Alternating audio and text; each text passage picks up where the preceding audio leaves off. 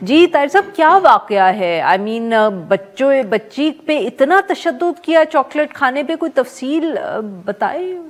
اچھا، اس میں ایسا ہے کہ یہ جو بچی جو پھالیاں سے آئی تھی، ضلع منڈی بہاولدین کی تحصیل ہے، وہاں سے اب بچی کا جو والد ہے ثناء اللہ، اس کے بیانات میں بھی تضاد ہے۔ وہ کبھی کہتا ہے 1 سال، کبھی کہتا ہے 2 سال۔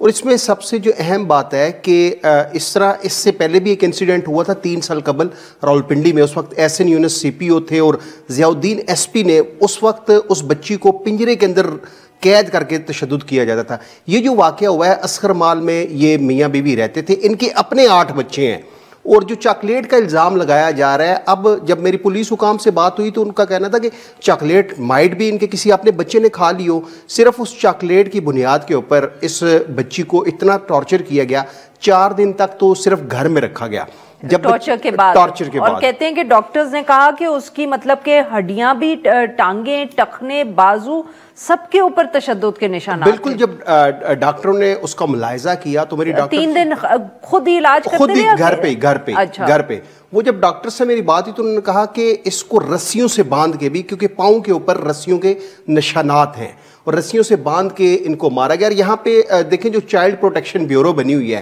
وہ صرف اپنی پریس ریلیز جاری کرتی ہے۔ راولپنڈی گنجان آباد علاقہ ہے، ہر گلی محلے میں جو ہے چائلڈ لیبر کر رہی ہے، لیکن اس کے اوپر چائلڈ پروٹیکشن بیورو کوئی اقدامات نہیں کر رہی۔ یہاں پہ میں کہتا ہوں کہ جو الزام ہے والدین کے اوپر بھی جاتا ہے کہ 8-10 ہزار روپے کے اوپر آپ اپنی بچی کو بیچ دیتے ہیں، 6 ماہ سال آپ کی ملاقات نہیں ہوتی۔ اب یہاں پہ یہ خود جو ثناء اللہ ہے، یہ کہتا ہے کہ 3 ماہ پہلے میری ملاقات ہوئی میری بیٹی سے، اور اس کے بعد میری بیٹی نے مجھے فون کر کے بتایا کہ مجھے تشدد کا نشانہ بنایا گیا، لیکن میرے پاس پیسے نہ ہو۔ اور کل حیرت انگیز طور پہ دیکھیں کہ یہ ثناء اللہ جب راولپنڈی آیا تو اس کے گود میں بھی ایک بچی ہے۔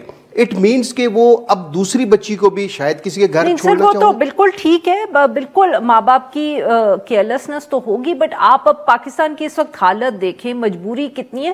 اصل میں تو بات وہی آتی ہے کہ کیسے انسان ہے کہ وہ کسی بچی کو اتنا مارتے ہیں کہ اس کی جان چلی جاتی ہے۔ ماں باپ کا قصور ہے، میں یہ نہیں کہہ رہی، but if you look at the two sins, if I can put it، کہ ایک طرف ایک ماں باپ ہیں جنہوں نے ایک بچی کو کام پہ رکھا ہے اور شاید اس کو پہلے لے جانا تھا، گھر نہیں لے کے گئے، دوسری طرف لوگ ہیں جو قاتل ہیں، ایک 12 سالہ بچی کے قاتل ہیں۔ یہاں کوئی کمپیریزن تو نہیں بنتا نا؟ نہیں، اس میں دیکھیں جو اب میری پولیس حکام سے بات ہوئی، میں نے کہا یار ہو سکتا ہے یہ اب جو ملزم ہے اس میں، جو اس کا مقتولہ کا اصل ملزم ہے، تو یہ پکڑے کیسے گئے؟ یہ بتائیں کہ جب وہ چھوڑ کے چلے گئے تھے ہسپتال میں۔ نہیں، ہسپتال میں یہ نہیں لے کے آئے، انہوں نے اپنے کسی پڑوسی خاتون کو کہا، وہ خاتون جب ہسپتال لے کے آئی تو وہاں پہ اس خاتون نے پولیس کو بیان دیا جی کہ اس بچی کے والدین نہیں ہیں، یہ یتیم ہے۔